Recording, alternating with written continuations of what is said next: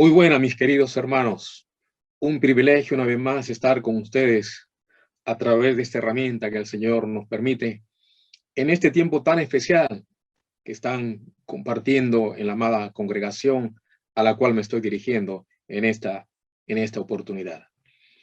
El tema que nos han solicitado está allí en la ventana, andando sabiamente con los de afuera.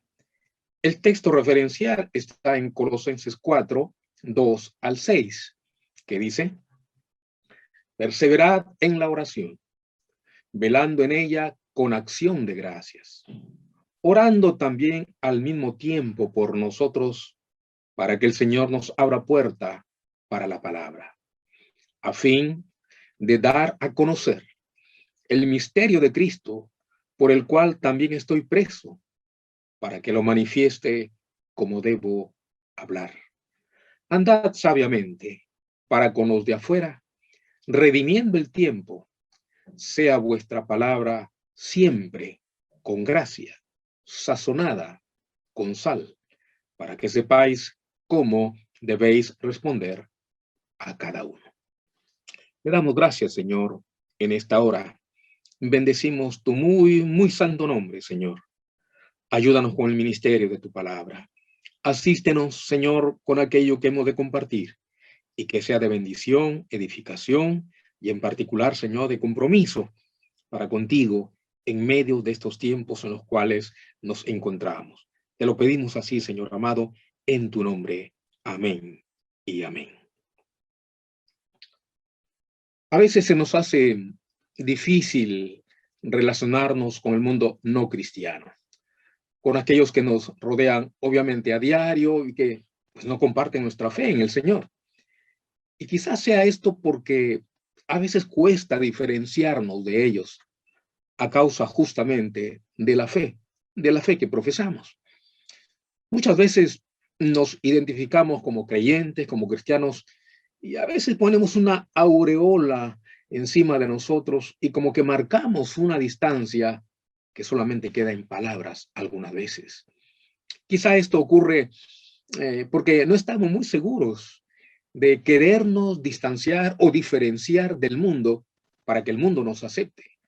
Y esto no debe ser así.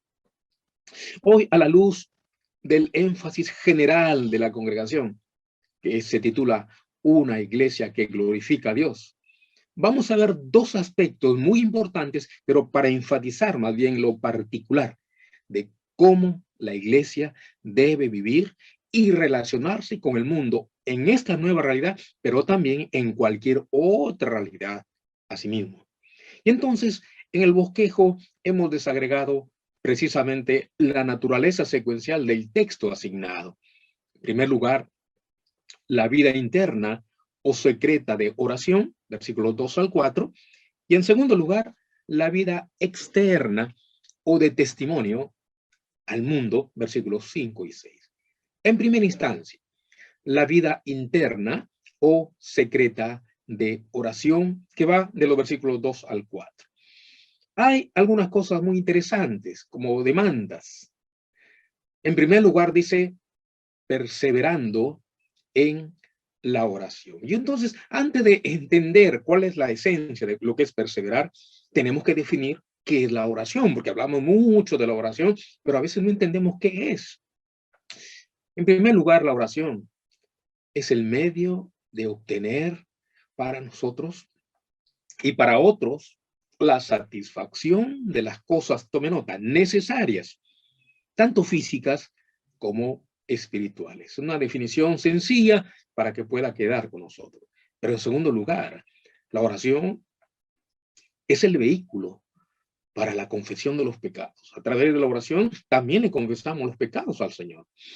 En tercer lugar, la oración también es el medio por el cual el alma agradecida va a ofrecer su adoración espontánea delante del trono del Señor. En la oración adoramos también.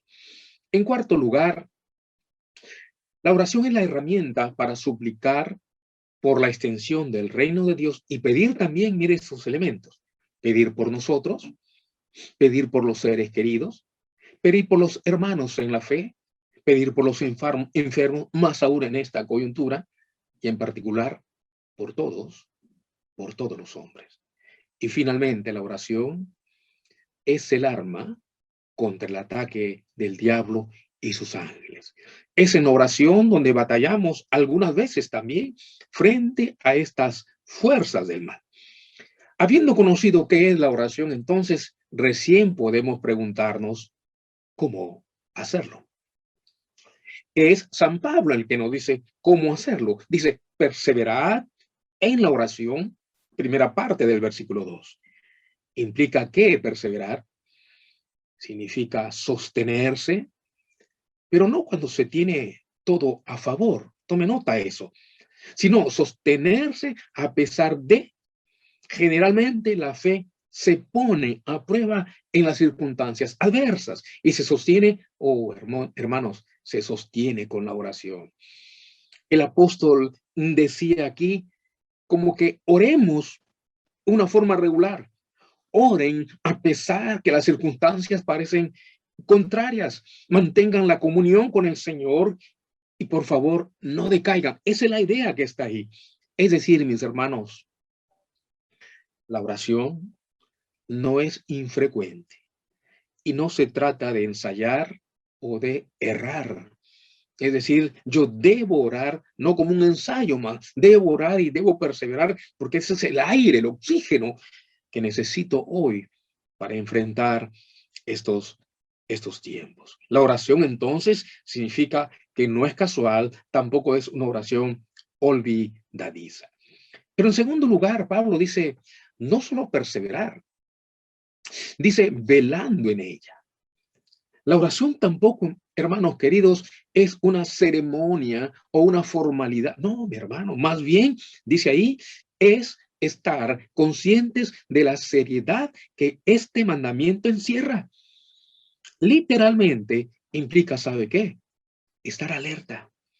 Como que Pablo otra vez nos está diciendo que no nos vayamos a dormir cuando estamos orando. Al orar más bien debemos estar pensando, ¿saben qué? En los peligros espirituales que nos rodean y amenazan nuestras almas. Como cuáles, por ejemplo, un peligro, el desaliento, aún en estos tiempos. La indiferencia, hermanos. Las distracciones que también las hay. Y en particular, los obstáculos que algunas veces tenemos en nuestra vida. Algunas veces, debido a lo cansado de nuestro cuerpo o aún de nuestra mente, luchamos contra el sueño mientras oramos, ¿sí o no? En otras ocasiones, oramos como que si estuviéramos durmiendo y nuestras oraciones simplemente suenan cansadas y somnolientas. Y mis queridos hermanos, permítame este pensamiento. Debemos velar antes de orar, velar mientras oramos y velar también después de haber orado. ¿Saben por qué? Para esperar la respuesta. No con impaciencia, por cierto, sino con esa fe infantil de ese hijo que espera que papá o mamá pueda atenderle también. Pero no solamente perseverando y velando, Pablo dice un tercer elemento, con acción de gracias. La oración debe estar mezclada con estos tres recursos, mis hermanos. Adoración, alabanza y agradecimiento. La triple A yo le llamo, ¿sabe usted?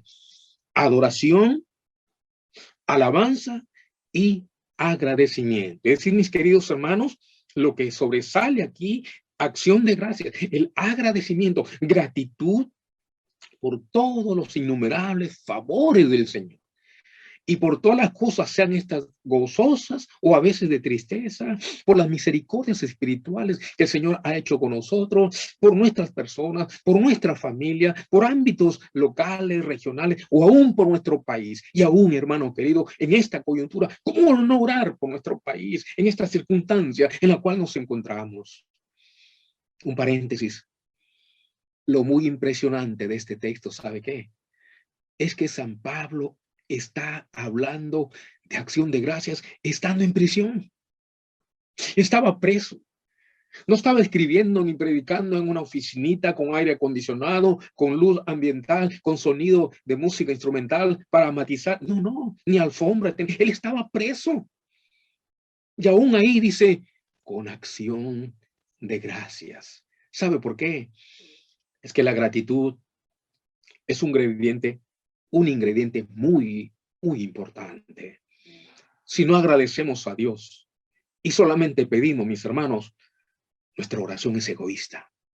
Se ha dicho con propiedad que hay tres tipos de personas: los desagradecidos, los malagradecidos y los agradecidos. ¿Quién es el desagradecido? El que recibe un favor y no agradece. ¿Quién es el mal agradecido? El que recibe un favor y todavía habla mal de su benefactor. Y en tercer lugar, el agradecido, el que agradece por lo poco o por lo mucho que ha recibido de parte de alguien. ¿Qué eres, hermano? ¿Desagradecido, malagradecido o muy agradecido? Los agradecidos tienen oportunidad aún de seguir recibiendo. Debemos expresar siempre a Dios nuestra gratitud, porque Él oye y contesta la oración. Quizás no sea la respuesta que esperábamos, pero Él responde, mi hermano. Y como alguien ha dicho, también Dios responde de cuatro formas. Él te dice sí, gracias a Dios. Otra vez te dice no, y gracias a Dios hay que aceptar el no. Y otra vez te dice espera, espera, porque hay oraciones en stand-by. Yo hasta ahí enseñaba algún tiempo atrás, pero el Señor me mostró que hay una cuarta manera que Él responde.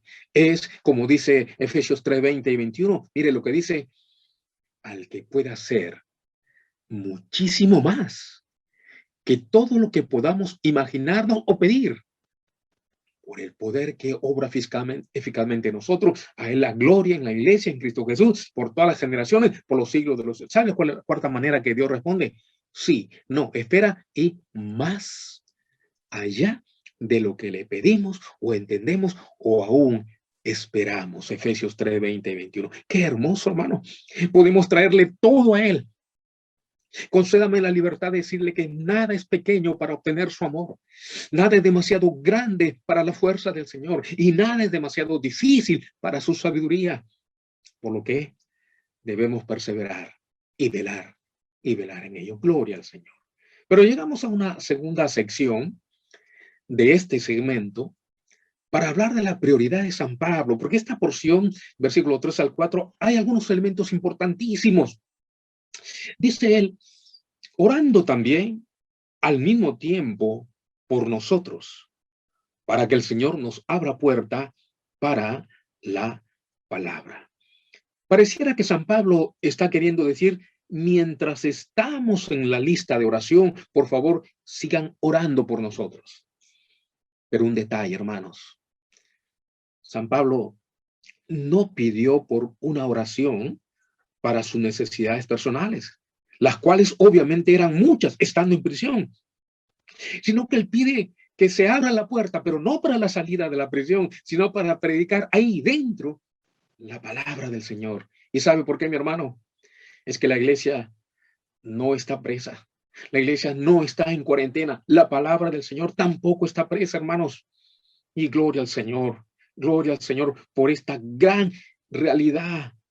Desde luego, si fuera la voluntad del Señor, Pablo hubiera querido ser puesto en libertad para poder seguir haciendo viajes, para predicar y proclamar la palabra del Señor, pero también estando preso dentro, tenía oportunidades y un ministerio muy, muy exitoso, mis hermanos.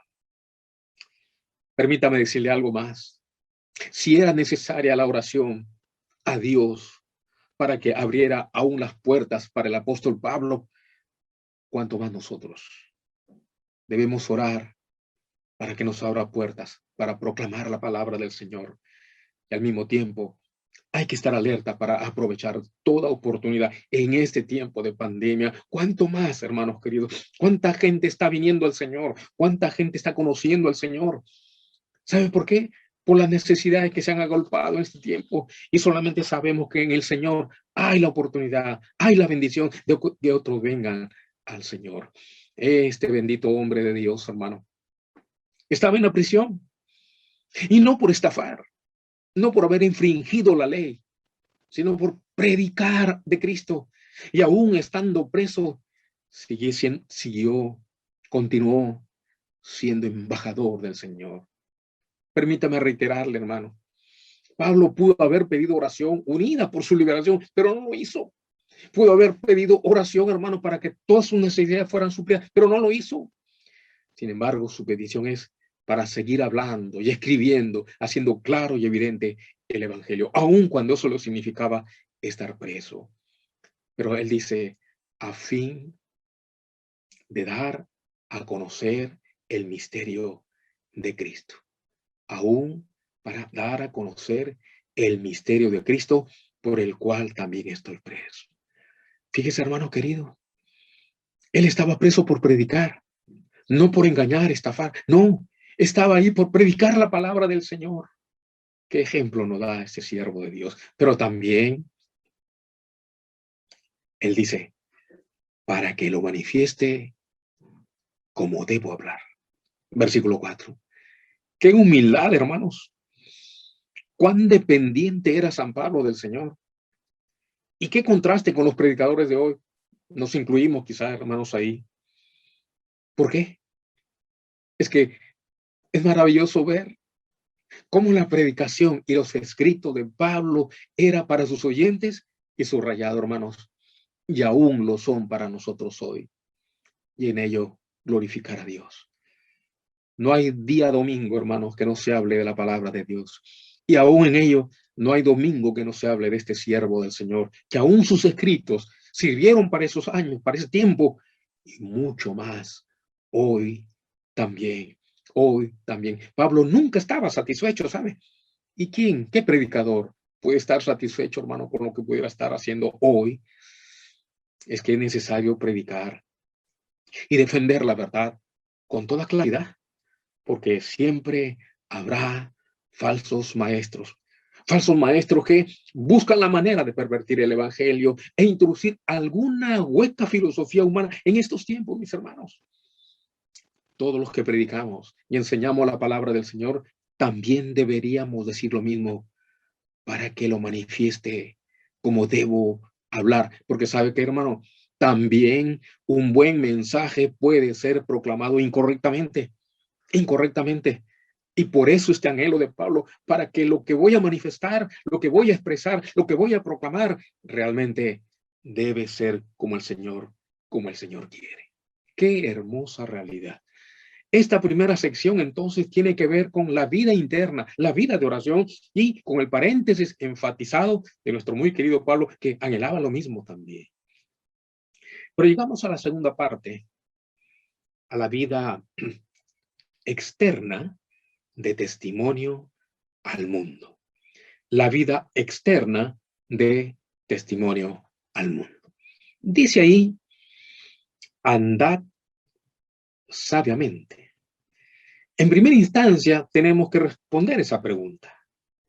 ¿Qué estilo de vida nos demanda la fe? Y dice, andad sabiamente. Queridos hermanos y amigos, esta parte ya es testimonial. Ya tiene que ver con lo de afuera, con lo que la gente ve. Y por eso que los cristianos debemos tener mucho cuidado, estar alerta y nunca descuidar nuestros pasos. Debemos mostrar claramente que, obviamente, nos hemos despojado del viejo hombre y que nos hemos vestido del nuevo hombre, queridos hermanos. Y esto va a requerir mucha diligencia, tanto de nuestra parte, de cada uno de nosotros. ¿Por qué, mi hermano? Porque el mundo está lleno de perversidades. Satanás ha colocado trampas en el camino para hacernos tropezar. Ya usted sabe los enemigos que tenemos, el enemigo personal, nuestra naturaleza carnal, el enemigo del mundo en el cual nos movemos, el enemigo también adicional que tenemos, que es el diablo, Satanás. Los tres enemigos están ahí en ese gráfico de alguna manera u otra, alentando, entre comillas, por cierto. Y ahí está el gráfico de nuestro Señor, dando la bienvenida a aquellos que en efecto caminaron sabiamente y que puede decir, entra en mi buen siervo, sobre poco fuiste fiel, sobre mucho te pondré. Ahora bien, Así como definimos qué significaba la oración, tenemos que definir también qué implica andar sabiamente. En primer lugar, es no hacer o decir nada, por lo cual después, ¿no es cierto?, nos sea difícil testimoniar del Evangelio. Es decir, palabras y acciones.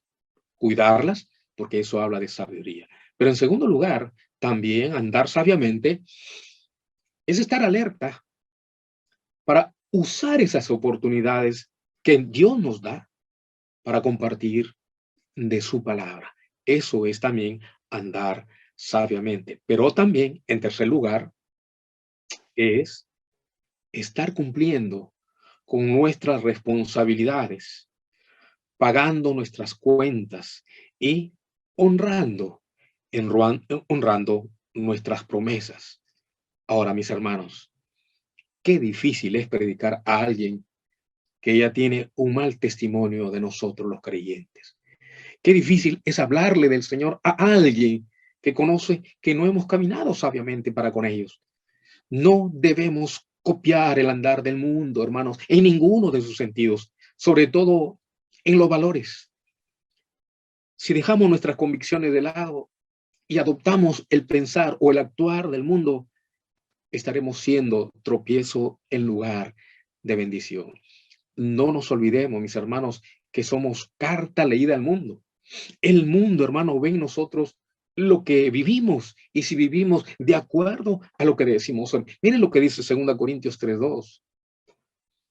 Vosotros sois cartas escritas en nuestros corazones, escrita no con tinta, sino con el espíritu del Dios vivo, no en tablas de piedra, sino en tablas de carne del corazón. Es decir, mis hermanos, en nosotros debe haber ese sello distintivo, viendo las cosas a la manera de cómo Dios las ve también. ¿Qué implicancia, hermanos queridos? Eso es andar sabiamente. Pero en segundo lugar, va a decir, andando sabiamente, no para con los de adentro, sino para con los de afuera, dice el versículo 5, segunda parte. Que los que de afuera vean sabiduría en la vida de los creyentes. Que los de afuera, que tienen obviamente mucho prejuicio contra los cristianos, ven que caminamos sabiamente. Que no hagamos nada que pudiera causar más perjuicio, más prejuicio también en contra de la verdad. Es decir, que el mundo debe tener un buen reporte, ¿no es cierto?, de nuestra vida, que los de afuera se percaten que somos conscientes y a la vez consecuentes con lo que decimos ser. Busquemos, mis hermanos, oportunidades para hacerles bien y así ganarnos su favor. Pero con los de afuera hay algunas implicancias, sí, hermano, por lo menos hay 3 implicancias para con los de afuera. Los cristianos y su buen comportamiento es de suma importancia. Para el no creyente, hermanos, el sermón de la vida de los hermanos en la fe lleva mucho más peso que los argumentos verbales que hagamos sobre la necesidad de obedecer al Evangelio.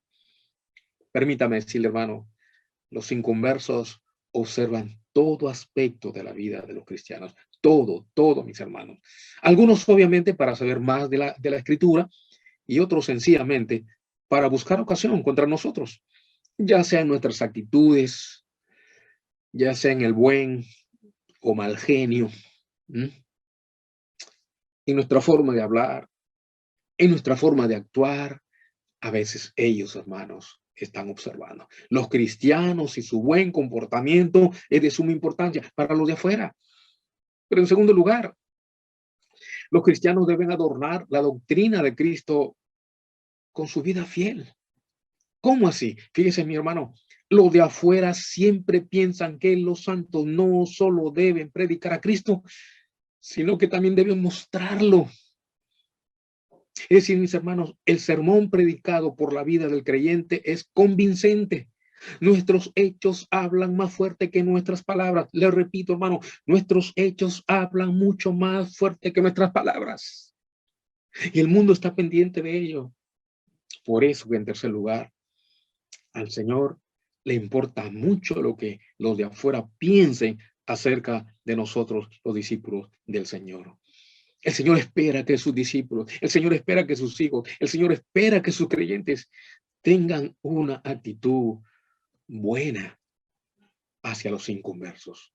Si no sabe qué, hermano, si no nos importa lo que la gente piensa o diga de nosotros, ¿cómo seremos sal o luz? ¿Mm?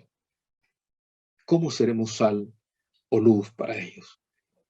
Luz para alumbrar, sal para preservar. Los hermanos en la fe, hermano mío, que estás ahí escuchándome, los hermanos en la fe posiblemente por amor pueden disculpar alguna acción o palabra indiscreta que hayamos dicho o hecho. Pero el mundo no nos excusará tan fácilmente. Por lo tanto, hermano querido, tengamos más cuidado en nuestro trato con los de afuera, para no ser un tropiezo en su posible conversión, en su posible conversión. Pero Pablo también habla de un detalle muy importante: redimiendo el tiempo. Pablo va a decir en este texto, aprovechando o redimiendo el tiempo. Él va a usar una figura de los comerciantes, porque ahí en la versión paralela va a decir que está hablando de aprovechar la oportunidad. Va a usar la palabra de los comerciantes que observaban bien el tiempo para saber invertir el momento más oportuno para comprar o para vender. Permítame decirle, hermano mío, el tiempo pasado no puede ser redimido. El tiempo perdido está perdido para siempre. A propósito, he puesto ese reloj dando la vuelta al revés, porque es imposible, hermano. No se puede retroceder el reloj, pero como alguien dijo, si le podemos dar más cuerda. Se lo repito, no se puede retroceder el reloj, pero sí se le puede dar más cuerda. El tiempo, hermanos, es el haber más valioso que el ser humano tiene. El tiempo es vida, es riqueza. Todo ser humano que está vivo es rico en tiempo, porque el tiempo mismo es nuestro capital más importante. Es capital que se puede invertir para el bien eterno, hermanos. El tiempo es sumamente valioso. Midámoslo con reloj o un almanaque o como lo que fuere, hermano, pero siempre es de gran valor, de gran valor. Entonces Pablo dice, aprovechando bien el tiempo, redimiendo el tiempo, aprovechando la oportunidad. Pero en segundo lugar, Pablo también va a enseñar en otra porción que el tiempo es corto. 1 Corintios 7:29 dice que el tiempo es corto. Y esto, queridos hermanos, por lo que no debemos dejar que nada nos estorbe para malgastarlo. Obviamente es para no desperdiciar el tiempo, debemos organizarnos, es decir, formular un plan, un horario, una agenda y así programar todas nuestras actividades cotidianas, pero sin descuidar lo más importante: el tiempo se acorta. Y obviamente Cristo el Señor está por venir. Ese es el contexto. El tiempo es corto. Jesucristo el Señor viene por segunda vez. Pero en tercer lugar, Pablo va a decir y aconsejar, aprovechando bien el tiempo. ¿Por qué dice? Porque los días son malos. Los días son malos. Dice Efesios 5:16. Mire, hermanos queridos, había severas persecuciones bajo el emperador Nerón, que es en el tiempo en que Pablo está escribiendo. Si los días eran malos cuando Pablo escribió esta carta, ¿qué debemos esperar en la actualidad, mis hermanos? El día malo hoy nos trae fatigas, nos trae molestias, nos trae preocupaciones, tiempos llenos de peligros para la fe y aún para la perseverancia cristiana, mis hermanos. Hoy los días no son diferentes, y más en esta coyuntura en que nos hallamos, mis hermanos. Los días son difíciles en esta coyuntura, en este contexto sociopolítico en el cual nos encontramos. Por lo tanto, hermano mío, los días son malos. Por un lado, hermanos, somos mayordomos de este tiempo que Dios nos da. Salmo 92 dice, enséñanos a contar de tal modo nuestros días que traigamos al corazón sabiduría. Y por otro lado, hermanos, tendremos que dar cuenta a Dios en cuanto al uso del tiempo. La vida es tiempo y el tiempo se compone de vida, dice ese pensamiento. No lo dejes pasar lejos, lejos del Señor. El Señor nos da tiempo para toda actividad necesaria, pero es necesario ser prudente y no necios en la administración de esta bendición. La oportunidad perdida nunca se recobrará. Tiempo es vida, hermanos. No debemos desperdiciarlo. La única esperanza para este mundo malo y para los días malos es el evangelio de nuestro Señor Jesucristo. Venid a mí todos los trabajados y cargados, que yo os haré descansar, dice el Señor. Ahora bien, frente a esta realidad, ¿qué lenguaje nos debe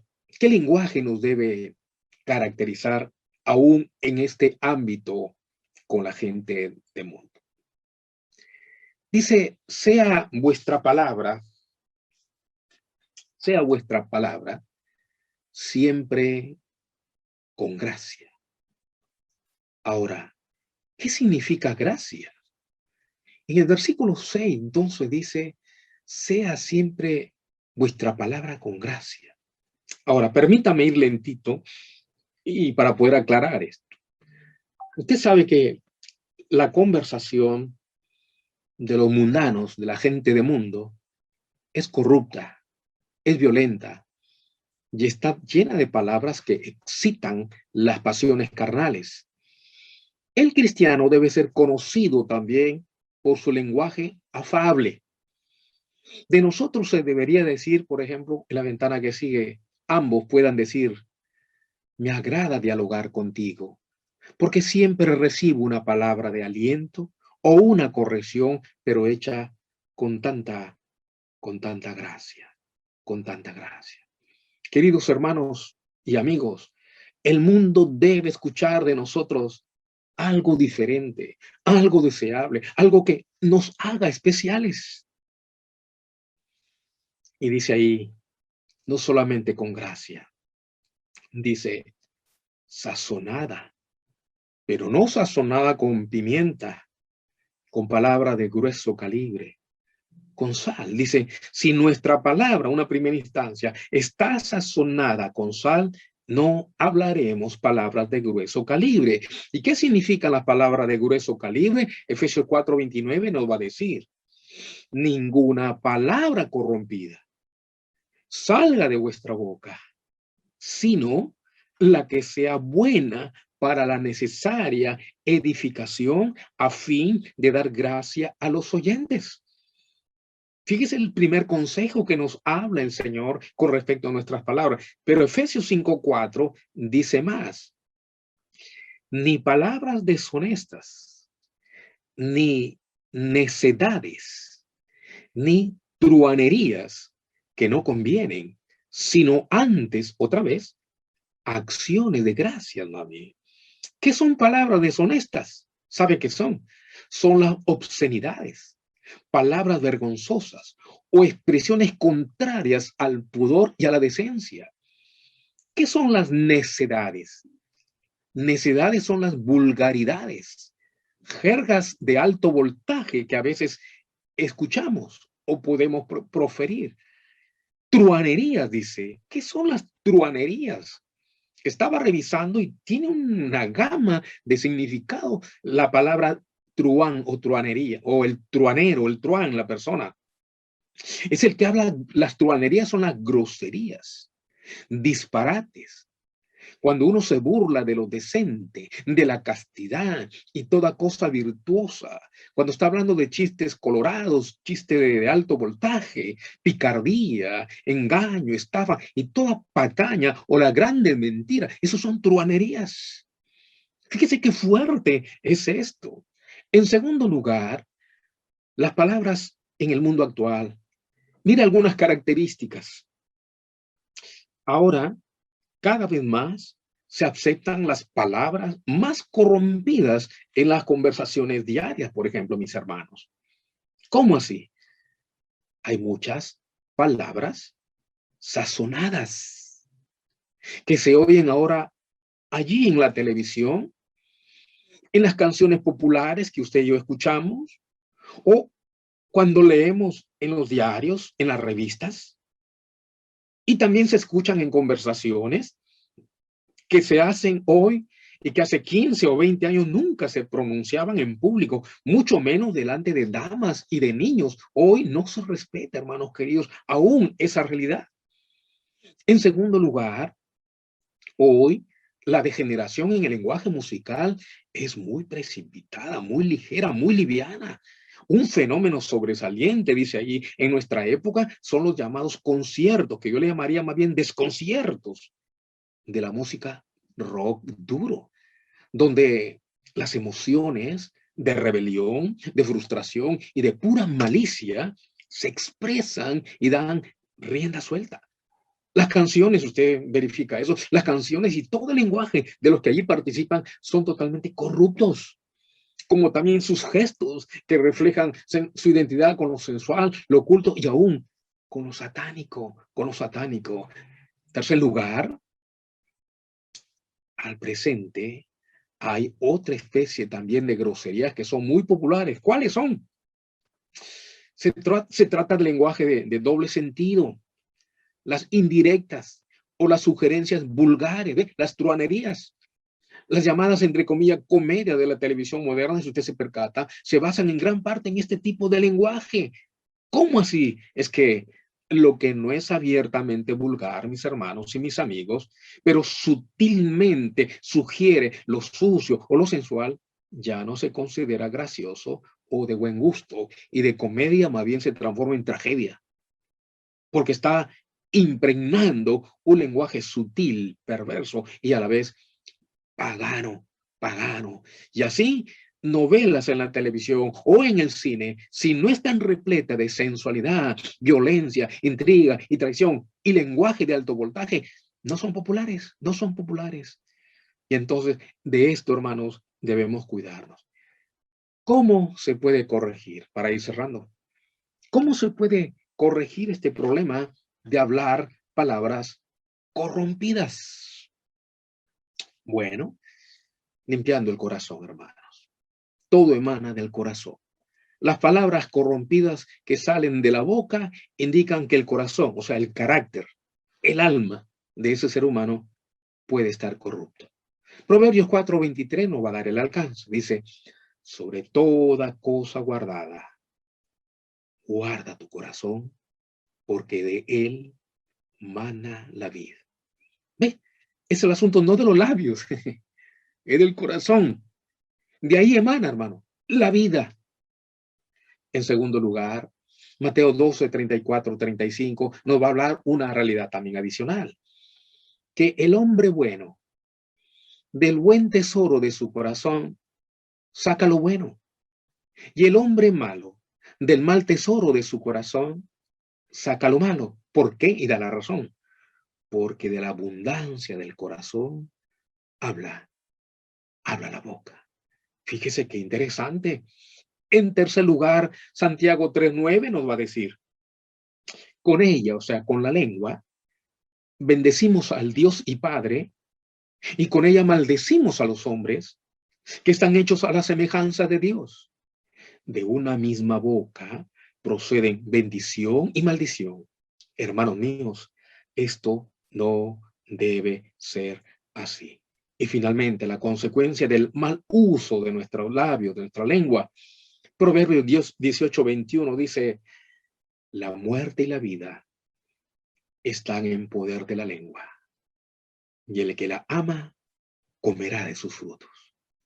La abundancia o la escasez están en el poder de tu lengua. La pobreza o la riqueza están en el poder de tu lengua. La muerte o la vida, la bendición o la maldición está en el poder de la lengua, mis hermanos. Mire cuán interesante entonces para andar sabiamente para con los de afuera en nuestro caminar y aún en nuestro hablar. Cerramos ya. He aquí, mis amados hermanos y amigos, andando sabiamente para con los de afuera. He aquí, amados hermanos y amigos, cómo es que debemos caminar para con los de afuera en esta nueva realidad. Y como decíamos en la introducción, no solamente en esta nueva realidad, sino en cualquier otra realidad, en cualquier otro tiempo y circunstancia. Y ser así, no solo una iglesia como colectividad, como grupo, como comunidad que glorifica a Dios, sino también un creyente, un cristiano, como individuo que magnifica, que honra y que glorifica al Señor también. Amén. Que el Señor nos bendiga muy rica y abundantemente. Vamos a orar, ¿sí? Vamos a orar. Padre amado, Dios Todopoderoso, delante de ti estamos en esta hora, suplicando de tu gracia, suplicando de tu amor, suplicando de tu misericordia. Bendice a quienes están escuchando o viendo este tema. Bendice a cada uno de nosotros, Señor, también que hemos compartido estas verdades, que nos las hemos predicado antes también, para poder en esa libertad y autoridad de tu espíritu poder compartir estas verdades, Señor. Bendícenos como individuos, bendícenos como familia, bendícenos como iglesia y bendícenos como nación también en esta hora tan particular de contexto y de coyuntura que vive nuestra patria, Señor. Te lo pedimos, porque mucho se nos va a demandar de nosotros los creyentes para con los de afuera también. Padre y Dios Todopoderoso, bendice a tu iglesia, bendícela rica y abundantemente, que siga avanzando, que siga dando testimonio, no solamente en su radio de acción de allí donde está ubicada, sino más allá donde está, que pueda impactar e influenciar en este tiempo que aún mientras vienes por segunda vez, bendito Emmanuel, Dios con nosotros, en cuyo nombre oramos así, dándote la honra, la gloria y la adoración que mereces. Amén. Amén. Y amén, Señor Jesús. Amén.